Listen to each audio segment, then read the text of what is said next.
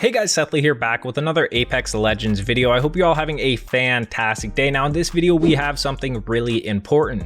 The Apex Legends Season 11 Escape patch notes have been released, so I'm going to be going over all of the important things right now. I'll link the patch notes down below if you want to check it out for yourself. But obviously first off we have the new Legend Ashe, and they gave a bit of a description for her, so I'll show that on screen. But then there are her abilities. Passive marked for death. Ashe's map shows the location of recent death boxes. She gets a special prompt on a death box. Use it to mark surviving attackers once per box. Her tactical is Arc Snare. Throw a spinning snare that damages and tethers the first enemy that gets too close.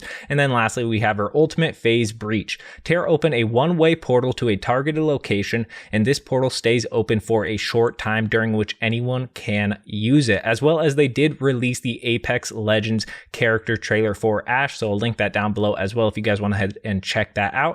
And then next, obviously, we have the new map Stormpoint. I'll show on screen right now the details they did give us. But next, onto the Battle Royale map rotation. They said for the Escape update, the map rotation will be back down to 2 maps, Stormpoint and World's Edge. With Stormpoint being a whole new map, we want to make sure players have plenty of time to master the new arena. And then onto the Arena's map rotation. With the introduction of Encore, the Arena's map rotation will now only include the custom-made Arenas maps. We will not be using BR locations for Arenas in the Escape update. Next, we have the Car SMG. They said when you're in a precarious place, you need a dangerous, flexible weapon. Meet the Car SMG. The Combat Advanced Round Submachine Gun is a fully automatic weapon that takes adaptability to the next level by accepting either light or heavy mags. The car hits hard but handles light. This hybrid weapon's the best of both worlds for when you're ready to take a stand and become the most dangerous thing on the island.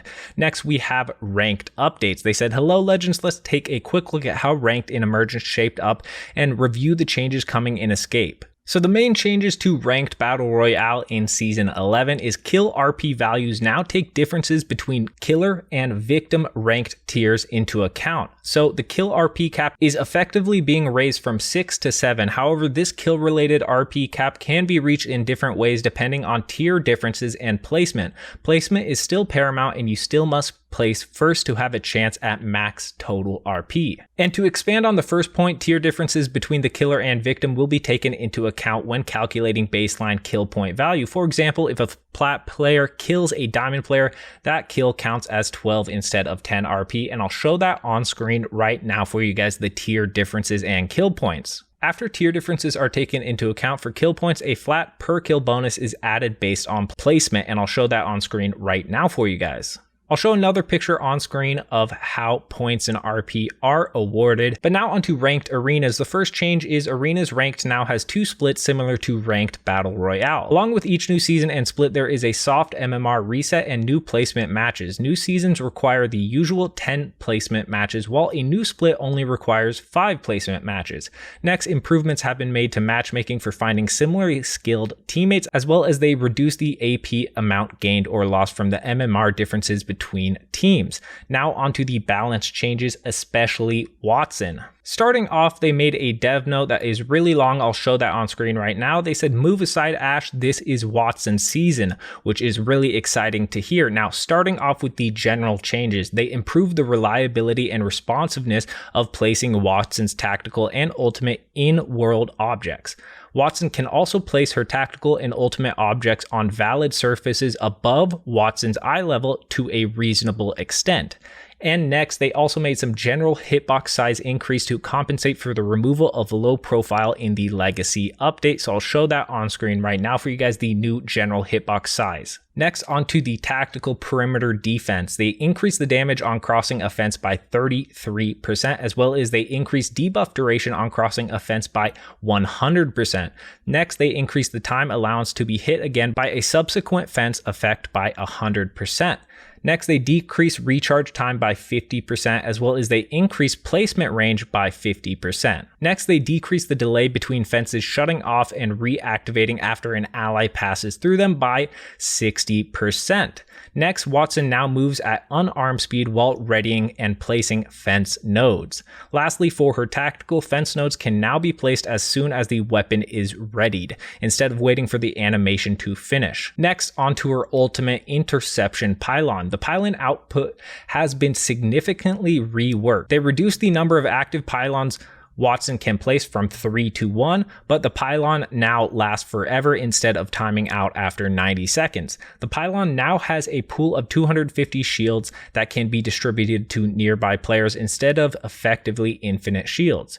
They increased the pylon's shield recharge rate by 150% and smooth regen rate as well. Next, when a pylon is out of shields, it no longer recharges players' shields, but can still zap incoming ordinances. Next, taking damage while regenerating shields via the pylon delays continued regeneration by 1 second.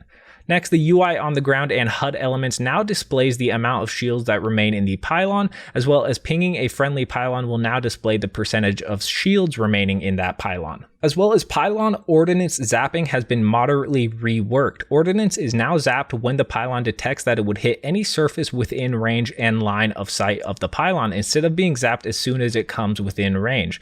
As a part of the changes, current issues where the pylon doesn't reliably zap ordinances, particularly concerning airstrike abilities and ordnance that bounce off surfaces near the pylon, should now be addressed. And that is all of the changes for Wattson, which is absolutely huge. Make sure to let me know what you guys think of that in the comment section below. Next, we have the supply drop rotation. This season, the triple take returns to floor loot, and taking its place is the G7 Scout. The Scout enters the supply drop with its old friend, the double tap trigger, equipped. Next is hop ups, is the dual shell. Each round loaded into the Mastiff or the 30-30 repeater is doubled.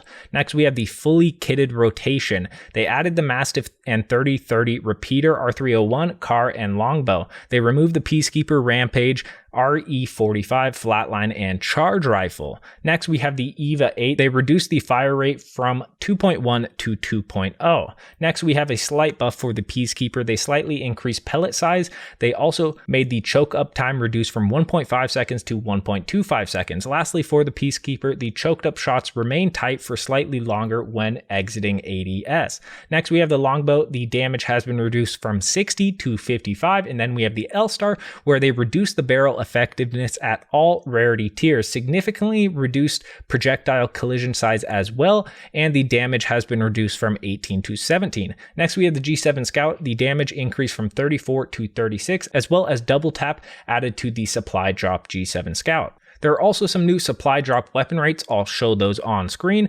And then the hot zone gold loot rates. They increase the amount of gold loot that spawns in hot zones, as well as they made some changes to crafting. First off, they increased ammo from crafting. I'll show that on screen right now, as well as crafting ammo price increased from 5 to 10 per weapon. Evo armor points from crafting increased from 100 to 150, as well as Evo armor points cost increased from 45 to 50. Lastly, they replaced a sniper bundle with a shotgun bundle featuring the dual shell hop up. Next, we have some changes to the arena supply drop, and I'll show that on screen right now. And then we have the weapon price updates for arena. I'll show all of those on screen right now. Second to last, we have some quality of life changes. They made the UI teammates will now show that they are self-reviving on their in-world game tags, as well as added a way for players to communicate they are out of ammo.